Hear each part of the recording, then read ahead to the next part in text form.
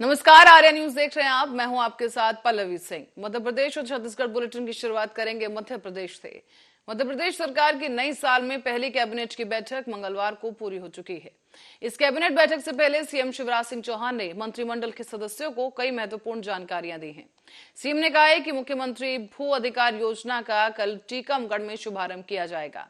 साथ ही मुख्यमंत्री शिवराज सिंह चौहान ने कैबिनेट बैठक से पहले मंत्रियों को जानकारी देते हुए कहा कि नए साल पर मध्य प्रदेश सरकार नई सौगात देने जा रही है।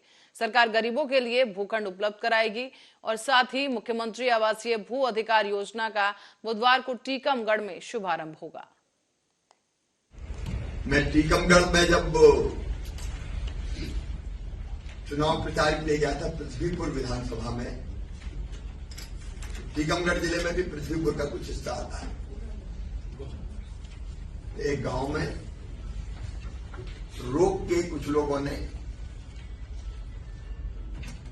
इकट्ठे खड़े से रोका। मैं उतरा तो मैंने पूछा बताओ क्या बात है। तो उन्होंने समस्या बताई कि रहने की जगह नहीं है। तो मैंने कहा रह कहां रहे हो? तो उनका रह तो उसी में रहे घर में, लेकिन दादाजी के 4 बेटे हो गए, उनकी 4 बहुएं आ गई, फिर उनके 4 हो गए। तो हालत ये है कि हम 50-50, 60-60 लोग एक जरा से मकान में रह रहे, सोने की जगह नहीं है, तो बारी बारी से सोते। और तब हमने ये कल्पना की थी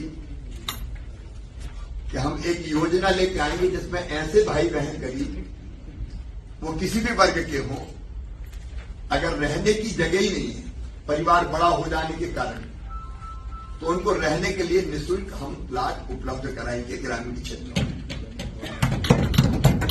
और अब फिर बनी मुख्यमंत्री भू आवासीय अधिकार योजना, और कल टीकमगढ़ जिले से इन प्लाट का वितरण प्रारंभ हो रहा है।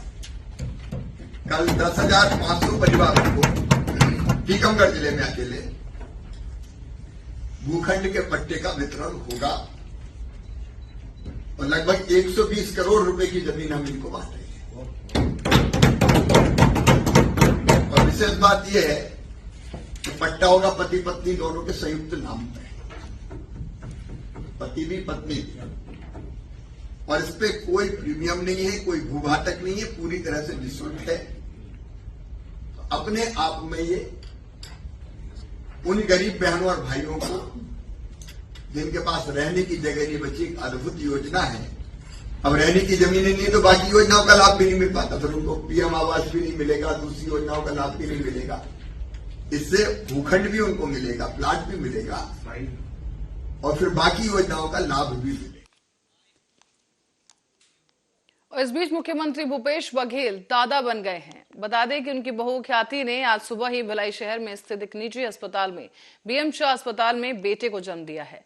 डॉक्टरों ने बताया है कि जच्चा और बच्चा दोनों ही स्वस्थ हैं और साथ ही मुख्यमंत्री बघेल ने ट्वीट के जरिए अपनी खुशी जाहिर की है। सीएम ने कहा कि मैं दादा बन गया हूं, पोता हुआ है। बघेल परिवार के लिए ये काफी बड़ी खुशखबरी है और इसी की जानकारी देते हुए सीएम बघेल, उनके बेटे चैतन्य बघेल और सभी परिवारजनों को बधाई देने वालों का तांता लग गया है। खुशी का माहौल बना हुआ है और इस वीडियो में भी साफ देखा जा सकता है कि पोते को पहली बार गोद में उठाकर मुख्यमंत्री काफी खुश नजर आए। उन्होंने अपने बेटे चैतन्य के बेटे यानी अपने पोते को सबसे पहले गोद में उठाते हुए कहा कि क्या हालचाल है। साथ ही आपको बताते चलें कि उन्होंने बीकॉम के बाद एमबीए की पढ़ाई की है भूपेश बघेल के बेटे ने, और उनके परिवार का कोई राजनीतिक, जो उनकी बहू है उनके परिवार का कोई राजनीतिक पृष्ठभूमि नहीं है, वो एक कृषक परिवार से ताल्लुक रखती हैं।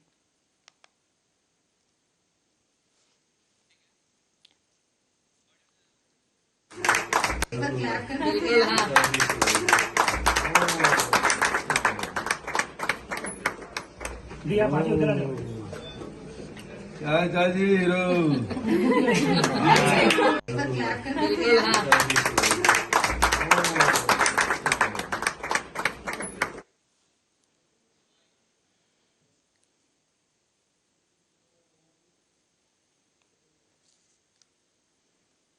और इस बीच मध्य प्रदेश के गृह मंत्री डॉक्टर नरोत्तम मिश्रा ने कांग्रेस के पूर्व राष्ट्रीय अध्यक्ष और सांसद राहुल गांधी के मोहब्बत की दुकान वाली बात पर तंज कस दिया है। नरोत्तम मिश्रा का कहना है कि राहुल गांधी जिस मोहब्बत का पैगाम देने की बात कर रहे हैं, उसके पहले जो नफरतों के शोरूम साथ लेकर चल रहे हैं उसे बंद करें। इस दौरान नरोत्तम मिश्रा ने राहुल गांधी को नसीहत देते हुए कहा है कि उन्हें देश में नफरत फैलाने वाले कन्हैया कुमार और स्वरा भास्कर को बंद करना होगा। साथ ही आपको बता दें कि राहुल गांधी ने देशवासियों को नववर्ष पर ट्वीट करते हुए कहा था कि उनका उद्देश्य देश में मोहब्बत फैलाना है। तो वहीं बीजेपी उनकी यात्रा में शामिल होने वाले लोगों को लगातार लेकर उन्हें राहुल पर हमले कर रही है। इस बीच नरोत्तम मिश्रा ने और क्या कुछ कहा वो आपको सुनवाते हैं। कमलनाथ जी कह रहे हैं कि आप अधिकारियों पे दबाव बनाने के लिए शिवराज जी ने बैठक बुलाई थी मंत्रियों से। ऐसा लगता है कमलनाथ जी सशरीर भले दिल्ली में रहते हो पर उनकी आत्मा जो है ना, उनकी लालसा जो है ना, यही श्यामला हिल पर ही भटकती रहती है। ऐसी कौन सी दिव्य दृष्टि है कमलनाथ जी आप पे, जरा हमको भी तो बताओ कि हमारी बैठक का हालचाल आपको पता चल जाता है। इतनी चिंता जितनी आप हमारी बैठक की कर रहे हो उतनी कांग्रेस की चिंता कर ली होती तो 40 विधायक बगावत नहीं करते, न सरकार जाती और न राष्ट्रपति के चुनाव में क्रॉस वोटिंग होती। पिछले 24 घंटे में कोरोना के प्रकरण शून्य रहे हैं, 0। ठीक होने वाले भी संख्या में शून्य रहे हैं। एक्टिव केस संपूर्ण मध्य प्रदेश में 5 रह गए हैं। सैंपल कलेक्शन जो पिछले 24 घंटे में हुआ वो 69 है, 69। संक्रमण दर वर्तमान में मध्य प्रदेश की 0 है। रिकवरी दर स्थिर बनी हुई है 98.7। पुलिसकर्मी 0 है और एक्टिव केस भी पुलिसकर्मियों का 0 है। पिछले 24 घंटे में जो वैक्सीनेशन हुआ है वो 609 लोगों का वैक्सीनेशन हुआ है। आज तक जो कुल वैक्सीनेशन हुआ है वो 13,35,95,799 लोगों का वैक्सीनेशन आज तक हुआ है। कांग्रेस 5 जनवरी को ओबीसी सम्मेलन करने जा रही है। कमलनाथ सम्मेलन को संबोधित करेंगे। चुनावों से पहले ओबीसी वर्ग को साधने की कोशिश। ओबीसी के साथ में जो धोखा कांग्रेस ने किया था ये ओबीसी वर्ग बहुत अच्छी प्रकार से जानता है। किस तरह से उन्होंने एक शगुफा छोड़ा अपनी सरकार में और फिर महाधिवक्ता तक खड़े नहीं हुए हाई कोर्ट में और स्टे करवा दिया। ओबीसी धोखा कभी भूल नहीं सकता है। ये शिवराज सिंह जी की सरकार है। प्रदेश के लोग जानते हैं कि हमारे 3 मुख्यमंत्री हुए अभी तक और तीनों ही ओबीसी वर्ग से आए, चाहे माननीय उमा भारती जी हो, चाहे माननीय बाबूलाल गौर जी हो, चाहे माननीय शिवराज सिंह चौहान। कांग्रेस तो शुरू से ही इनके जो सोने का चम्मच मुंह में लेके पैदा हुए हैं इन लोगों की पार्टी। खादी को लेकर राहुल गांधी जी कमल हसन से चर्चा कर रहे हैं और इधर बीजेपी कटाक्ष कर रही है, खादी को लेकर आडंबर कर रहे हैं। ये कटाक्ष नहीं है, वास्तविकता है कि खादी को लेकर वो आडंबर कर रहे हैं। हमारे प्रधानमंत्री जी ने जब खादी के लिए आह्वान किया तो आजादी के बाद से जितनी खादी नहीं खरीदी गई उनके आह्वान पर 1.25 लाख करोड़ रुपए की खादी देश के अंदर खरीद ली गई। और राहुल बाबा अगर खादी से इतना ही लगाव था तो विदेशी टी शर्ट पहन के काहे को यात्रा कर रहे हो, खादी पहन के यात्रा करते। अरे कम से कम आज जब इंटरव्यू दे रहे हो उनको, जो वायरल करवा रहे हो आप प्लान से, उसी में खादी पहन के बैठ जाते तो खादी से लगाव प्रदर्शित कर देते। ये आपकी दुभाषी बातें सब लोग समझ। और छत्तीसगढ़ के मुख्यमंत्री भूपेश बघेल ने कहा है कि बीजेपी के पास 2 गले हैं, एक जो विधानसभा में सुनाई देता है और दूसरा जो विधानसभा के बाहर सुनाई देता है। मांग भी नहीं कर रहे हैं क्योंकि वो एक आत्म परसा से सब कुछ वो पर्ची जाके ही उसको भेजा जा रहा है, इसी कारण तो गड़बड़ हो रहा है। तो भारतीय जनता पार्टी की मतलब 2 गला है, एक गला जो विधानसभा में सुनाई देता है, दूसरा गला है जो बाहर में सुनाई देता है। मुख्य रूप से बात तो यही है कि विधानसभा में पारित जो बिल है तो विधानसभा के ही मतलब वो संपत्ति कहलाती है, वो विधानसभा से निकल के राजभवन गया है, वो बिल अटका हुआ है, सवाल हमसे पूछे जा रहे हैं। राज्यपाल को सीधा चाहिए कि यदि या तो हस्ताक्षर करे या विधानसभा को लौटाए, दो ही काम है। लेकिन अभी तक के अब फिर से 2 दिसंबर की बात है, आज 2 जनवरी, कल आ जाएगा, फिर से सत्र शुरू हो रहा है। तो लेकिन अभी 1 महीने बीतने के बाद भी राज्यपाल जी की हठधर्मिता है, कहिए कि पूरे प्रदेश के छात्र छात्राओं का, नौजवान युवक युवतियों का जो नौकरी करना चाहते हैं, जो पढ़ाई करना चाहते हैं, उनके भविष्य के साथ खिलवाड़ किया। हर साल चौड़ी माह के मजदूरों के साथ नववर्ष की शुरुआत और गांधी जी को नमन करके इसकी शुरुआत हम लोग करते हैं। और बहुत सारी योजनाएं श्रमिकों के लिए, और उस योजनाओं का लाभ उठाते हुए देखिए कि श्रमिकों के बच्चे अब एयरफोर्स में जा रहे हैं, कोई टीचर बन रहे हैं, कोई और लाइब्रेरियन बन रहे हैं, तो उनके भी सपने साकार हो रहे हैं।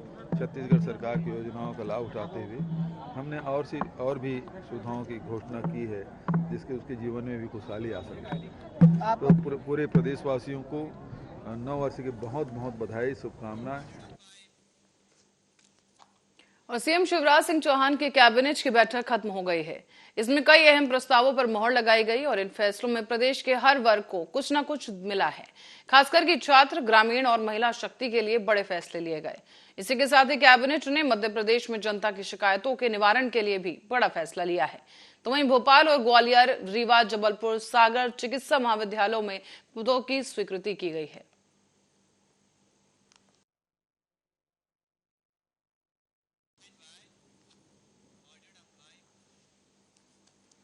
मध्य प्रदेश की तेज तर्रार मंत्री उषा ठाकुर हमेशा ही अपने बयानों के लिए सुर्खियों में बनी रहती हैं। इसी कड़ी में एक बार फिर से उन्होंने एक विवादित बयान दिया।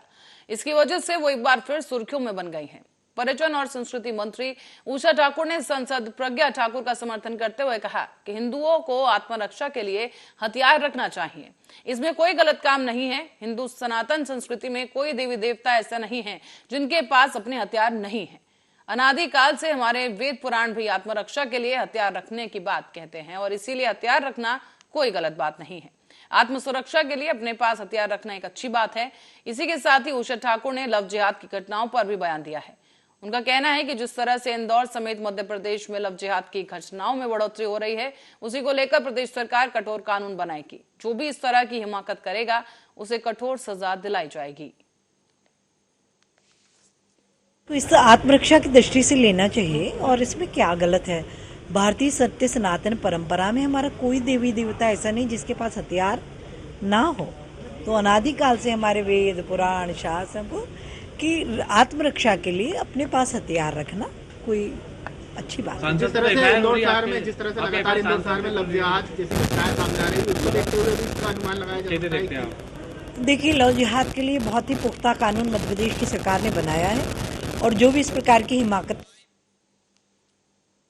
और बीजेपी नेता नरेंद्र सलूजा ने कांग्रेस का एक वीडियो ट्वीट किया है जिस पर बीजेपी नेता ने जमकर निशाना साधा। उन्होंने लिखा है कि एक तरफ कांग्रेस एमपी में नए साल में संकल्प दिवस मना रही है और दूसरी तरफ उनके विधायक नए साल में अपने जन्मदिन पर खुलेआम मैं हूं डॉन गाना गाते हुए गलियों में गोलियां दाग रहे हैं।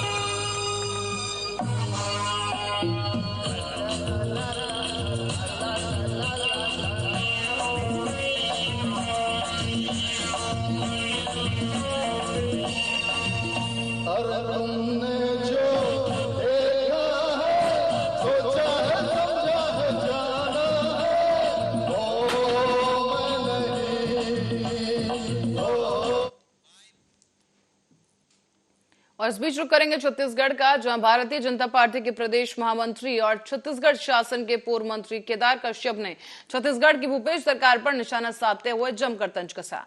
कहा गया और आरोप लगाए गए कि सैकड़ों ग्रामीणों समेत कांग्रेसी कार्यकर्ता बीजेपी की सदस्यता ग्रहण कर रहे हैं। और भाजपा के क्षेत्रीय संगठन महामंत्री बस्तर में जिस तरह से सक्रिय हैं, उसका सकारात्मक परिणाम भाजपा को मिल रहा है।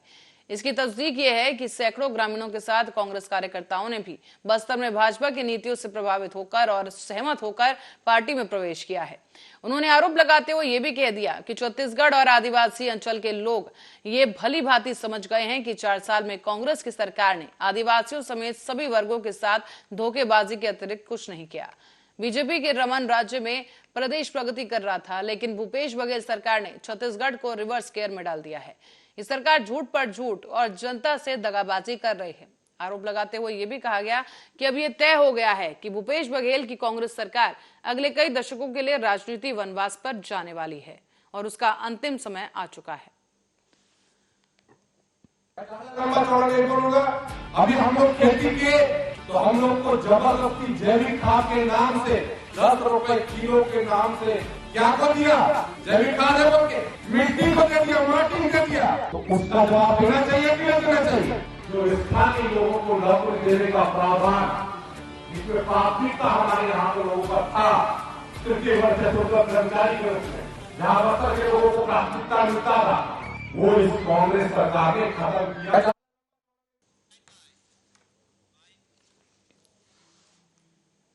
और कांग्रेस लगातार बीजेपी पर हमलावर है। कांग्रेस ये सवाल खड़े कर रही है कि बीजेपी ने इतने सालों तक देश के विकास के लिए आखिर क्या किया। इस बीच और क्या कुछ आरोप लगाए गए वो भी आप सुनिए। 12 बजे जीएसटी लागू की और इनकी जो तपस्या है उस तपस्या से चोरी की। क्यों किया? ये पॉलिसीज नहीं थी। तो लोग नरेंद्र मोदी जी की पूजा करते हैं दिन भर और उनको जो भी चाहिए मिल जाता है। रेलवेज, पोर्ट, एयरपोर्ट, ये देखो भैया ड्रोन उड़ रहा है, ये भी ले जाएंगे उठा के। सड़कें, बिजली, पानी, सब कुछ। 2 लोग, 5 लोग प्रधानमंत्री की पूजा करते हैं और हिंदुस्तान का पूरा धन उनके हवाले कर दिया जाता है। एक आंकड़ा मैं आपको देना चाहता हूं जिससे आपको सब बात समझ आ जाएगी। देखिए,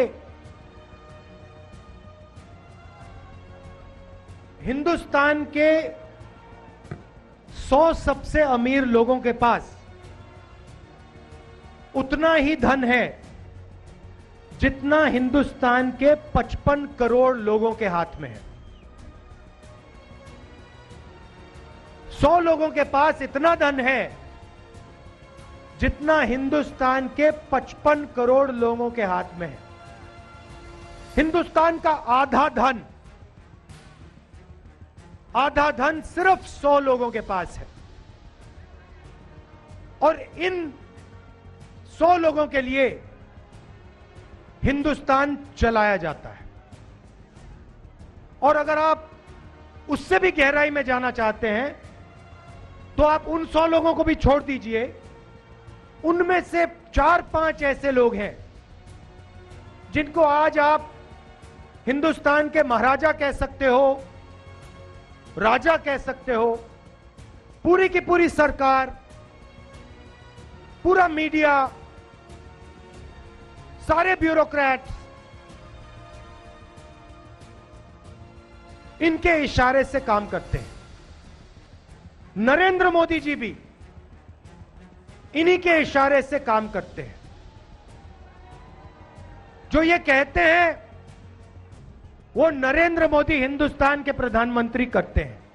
इन्होंने कहा कि जो छोटे व्यापारी हैं, जो मिडिल साइज व्यापारी हैं, उनको खत्म करना है।